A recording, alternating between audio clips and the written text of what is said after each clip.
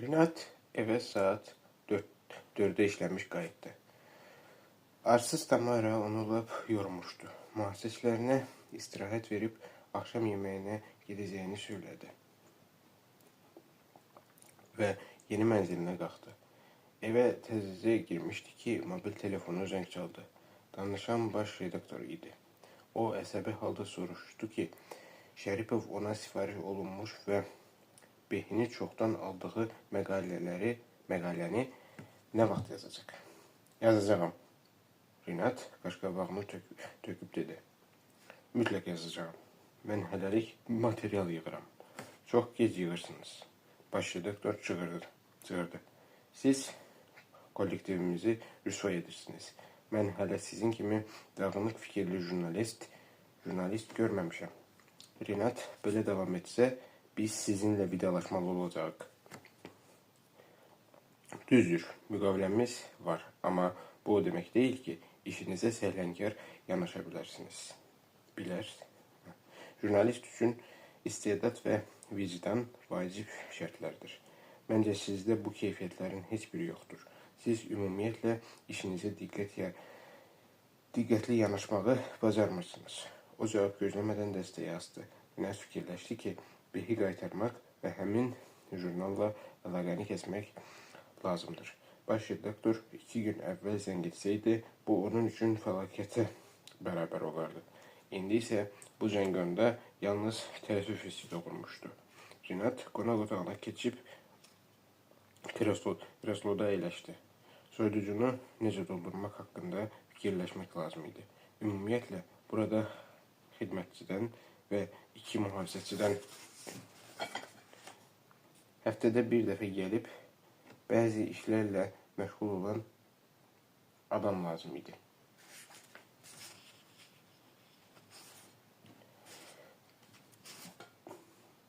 Gərək cangüdənləri buraxmayaydı. Onları mağazaya göndərib nəsə aldırmaq olardı. Maraqlıdır, görəsən Dima nə edir? O dostunun nömrəsini yığdı. İşləri necədir? Bəzi xırda problemlər var, Dima bildirdi.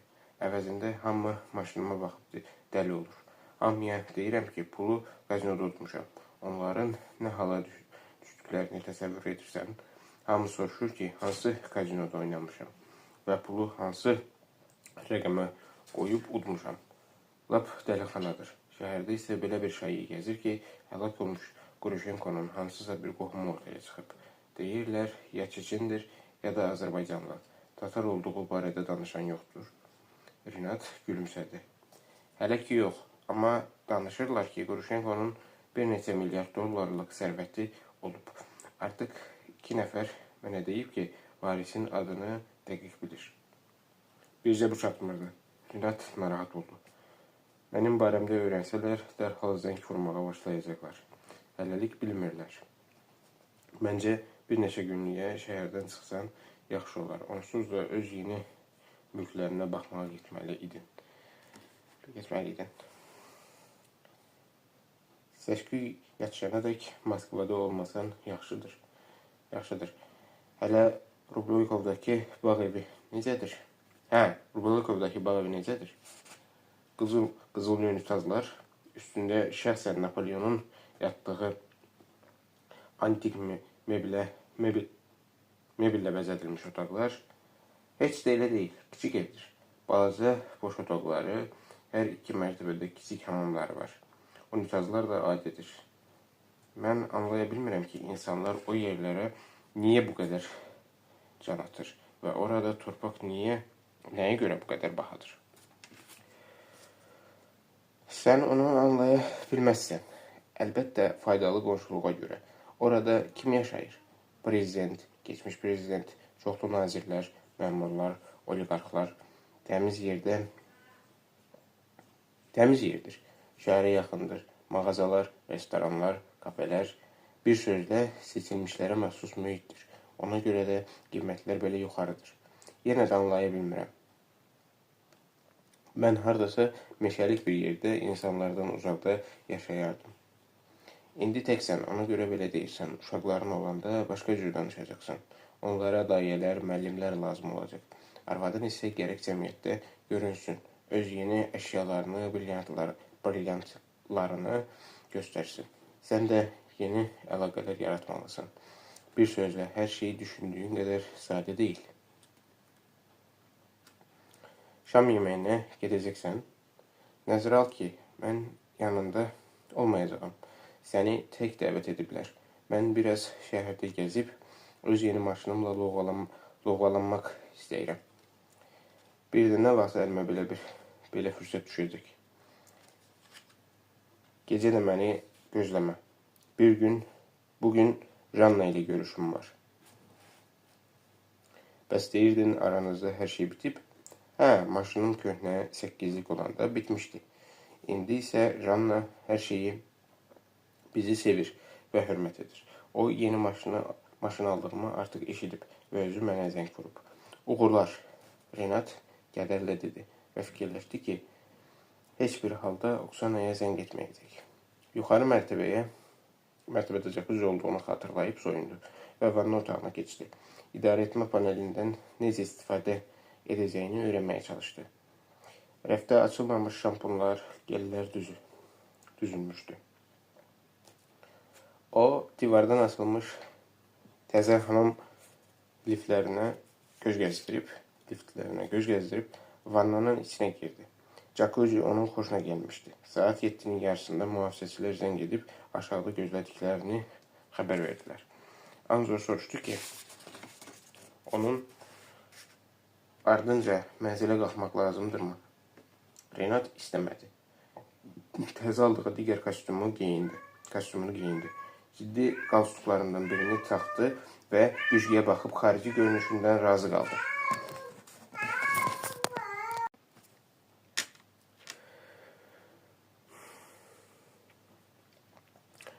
Evdən çıxmazdan əvvəl qeyd dəftərçəsini və qələmini də götürdü. Özünə lazım olan şeyləri qeyd edəcəkdi ki, oğlanlar mağazadan alsın. Yaxşı ətirdən tutmuş təzə çörəyə qədər. Qəhvə də alınmalı idi. Onu səhərlər içirdi. Yağ, pendir, veçinə, adi səhər yemək üçün nə lazımdırsa. Hamısı, qalbasa yaxud balıq da almaq olar. Renat fikirləşdi ki, Tamara belə məsələlərdə yaxşı köməkçi ola bilər. Evə lazım olan o qədər şey var ki, Nikolay maşının qapısını açdı və Renat keçib əyləşdi. Yolda lazımlı şeylərin siyasını tutdu. Siz bunları ala bilərsiniz, Nikolaydan soruşdu. Nikolay dönüb siyahını aldı. Sonra Renatın üzünə baxıb soruşdu. Siz nasionalda tək olmaq istəyirsiniz? Bəlkə bir nəfər sizinlə qalsın. O biri isə ərzaqları almağa getsin. Lazım deyil, Renat etiraz etdi. Mən öz vəkillərimlə görüşürəm. Narahat olmaq lazım deyil. Yaxşı, Nikolay cavab verdi. Bir də mən bilmək istəyirəm ki, Renat əlavə etdi. Yosif Borisoviç sizə nə qədər pul verir? Ayda nə qədər alırsınız? Nikolay Anzora baxdı. O susurdu. Bu barədə danışa bilmərik. Anzor nəhayət dedi. Bizə deyiblər ki, bütün xərcləri Plavnikin vəkil şirkəti öz üzərinə götürür. Aydındır. O halda deməyin. Bəs Tamara nə qədər alır? Onu da bilmirsiniz. Xeyr. Aydındır. Ərzaqları alıb saat 9 üçün mənə aparmağa gəlin. Məncə biz 2 saatda qutararıq. Yaxşı. Nikolay yenə ona tərəf çevrildi. Pul verəcəksiniz. Siyahı böyükdür. Hə, əlbəttə. Renat pul çıxartdı. $500 bəs edər. Nikolay yenə Anzorun üzünə baxdı. Bəs edər. Anzor başını tərpətdi. Ərzağa çatar. Sonrasına baxarıq. Onlar otelə yaxınlaşdılar. Nikolay düşüb maşının qapısını açdı. Saat 7'ye 5 dəqiqə qalırdı. Renat maşından düşüb pencəyini düymələdi. Yaxşı ki, gecikməmişdilər. Tamara artıq salonda onları gözləyirdi. O, paltarını dəyişmiş və əyninə qəhvəyi qızıl rəngdə ciddi don geyinmişdi. Renatı görəndə mehribanlıqla gülümsədi. Artıq restoranda sizi gözləyirlər.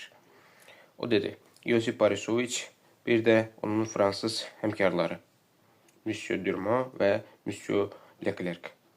İki başqa qonaq da var. Sizin Ukraynalı və Rus qonaqlarınız. Onlar Neft Emalı Birliyinin Direktorlar Şurasının üzvləridir. Birliyin səhmlərinin əsas hissəsi sizə məxsusdur. Daha doğrusu məxsus olacaq. Rusiyalı ortağınızın adı Grigori Alekseyeviç Komzokov, Ukraynalının adı isə İgnat Yuryeviç Grebnikdir. Komzokovun 53 yaşı var. Bu sahənin böyük mütəxəssisidir. Hələ Sovet dövründə zavod direktoru işləyib.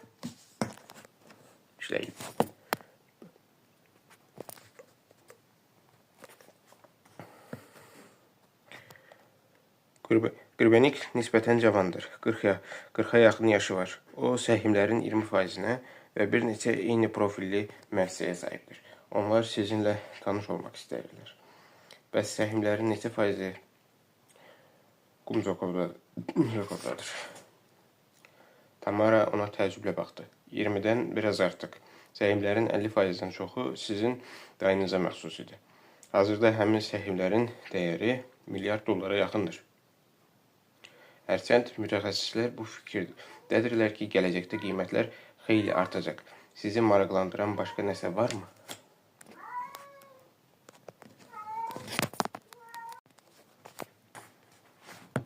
Sizi maraqlandıran başqa nələrsə varmı? Yox, sağ olun. Siz də bizimlə yaşam edəcəksiniz? Xeyr, o üzünü bir qədər turşutdu. Mən yalnız sizi qarşılamalı və yola salmalıyım. Bununla da mənim vəzifəm bitmiş olur. Çox sağ olun. Mən sizinlə məsləhətləşmək istəyirdim. Bəlkə mənim üçün yaxşı bir katibə tapasınız. Mənim o qədər problemim var ki, Ancaq hələlik heç nədən başım çıxmır. Sizin kimi köməkçini hardan tapmaq olar? Tamara gülümsədi. Nəhayət çoxdan eşitmək istədiyi sözləri eşitmişdi. Biz Yosif Borisoviçlə bu mövzuda danışmışıq. Qadın bildirdi. O da belə hesab edir ki, işi bilən, sizi bütün məsələlərlə tanış etməyi bacaran bir köməkçiniz olmalıdır. Ancaq indi heç kimə etibar etmək olmaz. Siz dünyanın ən varlı adamlarından biri olacaqsınız. Buna görə də o məndən xahiş edib ki, müvəqqəti olaraq sizinlə işləyim. Razılaşsanız, mən bir neçə ay sizin yanınızda ola bilərəm. Biz hələ Fransaya da getməli, orada xeyli sənədə baxmalıyıq. Mənim hüquq təhsilim də var. Çox yaxşı, Renat başını tərpətdi. Mən sizə nə qədər maaş verməliyəm? Tamara ona tərəf çevrilib, at dodağının hiləgərcəsinə dişlədi və kinayə ilə dedi. Zənnimcə qonorarım barədə razılığa gələ bilərik. Hər halda mən sizə dostunuzdan ucuz başa gələrəm. Mənim üçün maşın almağınızı da xahiş etmirəm. Özünüz almaq istəsəniz başqa məsələ. Razılaşdıq. Şəripov restoranın salonuna daxil oldu. Tamara onu gözləyən adamların olduğu masanı göstərdi. Renat həmin masaya yaxınlaşdı. Masanın arxasında əyləşmiş kişilər ayağa qalxdılar. Komzokov enlikürək, çalasaç, qabarıq üz cizgiləri olan bir adam idi. Arıq və qıvraq, Qrebenikin isə mülayim sifəti, arxaya meyilli dişləri vardı.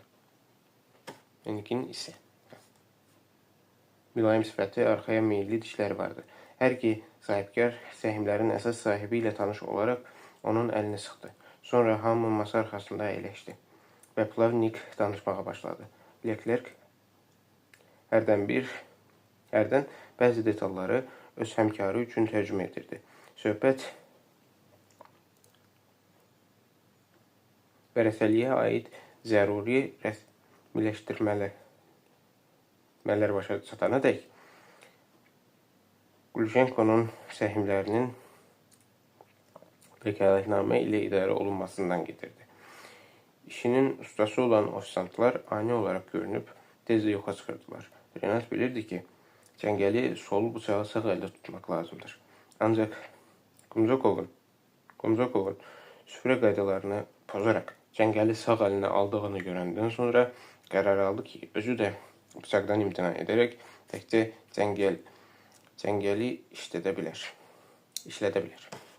Mərhum qohumumuzun neft emalı müəssisələrindən əlavə bir neçə başqa şirkəti də vardı. Onlardan biri Lvovdakı Ukraynada şəhər nəqliyyat şirkəti idi. Plavnik bildirdi. Yox. Qırbenik etiraz etdi. O həmin şirkəti ölümündən ay yarım əvvəl satmışdı. Necə yəni satmışdı? Leclerc təəccübləndi. Bizdəki sənədlərdə belə bir sövdələşmə haqqında heç nə yazılmayıb.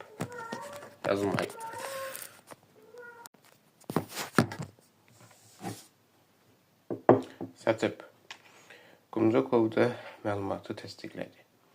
Mənə bu barədə söyləmişdi ki, həmin şirkət yalnız ziyana işləyir. Əlimizdəki sənədlərə görə nəqliyyat şirkətinin ötən il üçün təmiz gəliri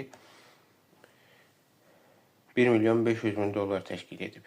Yosif Borisoviç ehtiyatla dedi. Ola bilər, Kumzokov başı ilə təsdiqlədi. Ancaq o qərarı almışdı ki, şirkəti satsın. Bəlkə də daha artıq qazanc əldə etmək istəyirmiş. Belə bir şirkəti necə satmaq olardı? Durmo sözləri çətinliklə tələffüz edərək soruşdu. Fikrimcə 30-35 milyona. Qırbenik bildirdi.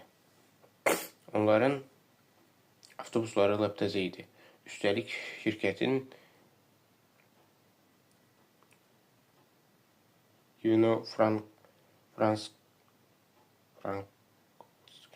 Ivano-Frankovsk Ukraynada şəhər və Dnipropetrovsk Ukraynada şəhəri 2016-cı ildən Dnipr adlanır. Da filialları vardı. Bəlkə bir az daha artıq. Kumzokov əlavə etdi. Hardasa 40 milyona. Belə desək daha dəqiq olar. Bizdə şirkətin satılması barədə heç bir məlumat yoxdur. Leclerc etiraz etdi. Öz şirkətini satması haqqında vəkillərə məlumat verməli idi. Satar. Kumzokov qımışdı. Onun öz mülkiyyətidir. Ürəyi istəsə satar, istəməsə özündə saxlayar. Yoxsa sizin qanunlar sahibkarlara öz şirkətini satmağa icazə vermir? Siz məsələni anlamırsınız. Leclerc nəzakətlə dedi. İş burasındadır ki, Monsieur Grushenko'nun Fransa vətəndaşlığı vardı və vergi ödəmələri üçün bu qəbildən olan alış və satışlar barədə məlumat verməyə borclu idi. Əgər o $1.500.000 gəlirdən əlavə şirkətin satışına görə də $40 milyon pul alıbsa, bu barədə ilk olaraq bizim vergi xidmətindən məlumat verməli idi. Ancaq bizim əlimizdə şirkətin satılması barədə heç bir sənəd yoxdur. O halda bir söz deyə bilərəm. Kumzokov özünü itirdi. Bəlkə də sonradan məlumat verəcəkmiş. O halda bir söz deyə bilmərəm. Kumzokov özünü itirdi. Bəlkə də sonradan məlumat verəcəkmiş. Ya da şirkəti başqa adamın adına keçirmək istəyirmiş. Bəzi hallarda məhz belə edirdi. Durmo Leclerc'ə nəsə dedi. O da dərhal soruşdu. Siz Nijni Tagildəki Rusiyanın Sverdlovsk vilayətində mühüm sənaye şəhəri. Metrologiya şirkətinin səhmləri haqqında danışırsınız. Bəli, o həmin səhmləri hələ keçən il başqa şirkətə keçirmişdi. Doğrudur, ancaq biz belə hesab edirik ki, onun bu cür hərəkətlərə ixtiyarı yox idi. Biz müəyyən edə bilmişik ki, bu əslində səhmlərin köçürülməsi yox, satılması olub. Vergidən yayınmaq üçün onu köçürmək kimi qələmə veriblər.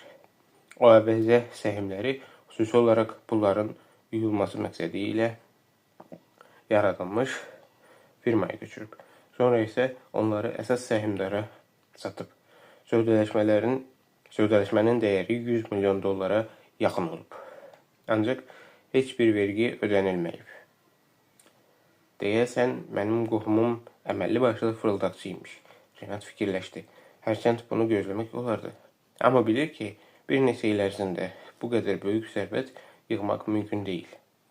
Biz mərhumun bütün əmlakı üzrə geniş yoxlama aparacaq. Leclerc bildirdi. Ancaq hər bir halda bütün vergiləri onun varisi ödəməli olacaq. Qorxuram ki, vergi borcunun məbləği çox yüksək olsun.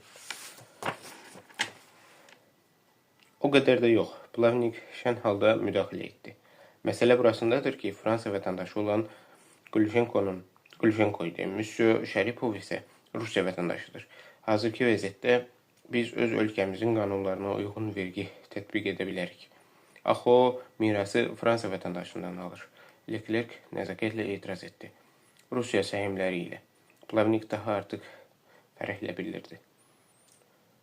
Unutmayın ki, Monsieur Şəripov Rusiyanın başqa bir vətəndaşının xeyrinə olaraq səhmlərin bir hissəsindən imtina da edə bilər. O halda bu həmin səhmlərin ixtiyarının ölkəmizin bir vətəndaşından digərinə keçməsi olacaq. Fransa qanunvericiliyinə görə mirasın növü əsas götürülür. Bu zaman deyə Leclerc sözü başladı. Dayanın, Renat danışığa müdaxilə etdi. Çox böyük məbləğdə vergi ödəmək lazım gələcək. Bunu başa düşdüm. Ancaq cənab vəkillər, belə düşünürəm ki, mənim mümkün qədər az vergi ödəməyimin qayğısına siz qalmalısınız. Axı öz işinizə görə müəyyən faiz alırsınız. Kobud olsa da düz sözdür.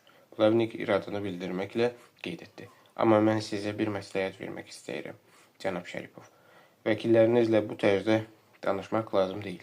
Biz sizin dostlarınız, əsas məsləhətçiləriniz, bəlkə də ortaqlarınızı və maraqlarınızı müdafiə edirik. Siz isə bizi yana eğilmiş qapınızı təmir etməli olan muzlu fəhlə kimi görürsünüz. Üzr istəyirəm. Zərər yoxdur. Əslində haqlısınız. Sizin maraqlarınızı qorumaq bizim vəzifəmizdir. Əlimizdən gələn hər şeyi etməliyik ki, siz mərhum dayınızın mirasını ən qısa vaxt ərzində alasınız və mümkün qədər az vergi ödəyəsiniz. Söhbət davam edirdi. Ciddi səhvə yol verdiyini anlayan Renat pərt olub sustu və daha söhbətə müdaxilə etmədi.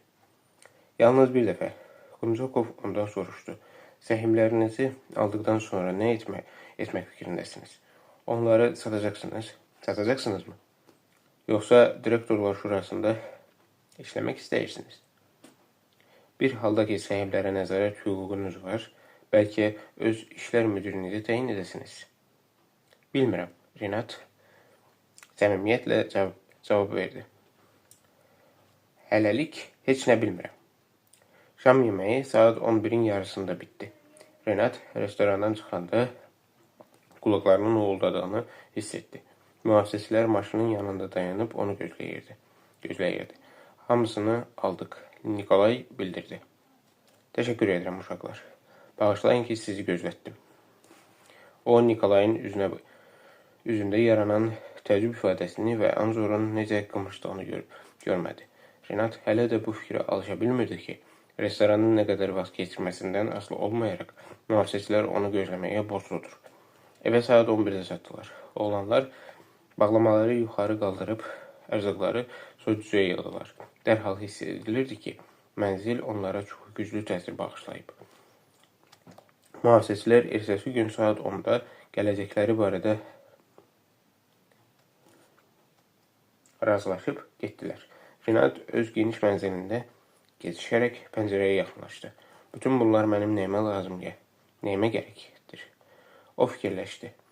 Anlaşılmaz görüşlər, mənasız danışıqlar, lazımsız səhmlər, Bu cür maraqsız həyata görə hər şeyi dəyişmək lazım gəlir. Bəlkə doğrudan da hamısını satım və hər şeyə tüpürüm. Hamısını satım, hər şeyə tüpürüm və çıxıb gedim, məsələn, Fransaya. Pəncərənin qabağından çəkildi. Ovqatı tamam korlanmışdı. Gecə saat 3-ə qədər kanalları çevirə-çevirə televizora baxdı. Burada peyk antenası quraşdırılmışdı və 200-dən artıq kanala baxmaq olurdu. Həmin dəqiqələrdə Qunzukovla Qırvenik başqa bir məkanda görüşüb söhbət edirdilər. O hələlik heç nədən şübhələnmir. Qırvenik dedi. Belə görünür ki, nə etməli olduğunu da tam anlamır. Lap naşıdır. Qunzukov onunla razılaşdı. Ancaq bu vəkillər məni lap özələdən çıxartdı. Volodya necə də pis vaxt öldü. İndi bütün bu qarışıqlıqdan baş çıxartmaq lazımdır. Eybi yoxdur, ötəsindən gələrik. Qırvenik qətiyyətlə dedi. Bunlardan da betərini sındırmışıq. Bu cavan oğlan cəmi bir neçə milyon da alsa razı qalacaq. Vəkillər barədə isə narahat olmayın. Məncə biz onlarla razılığa gələ bilərik.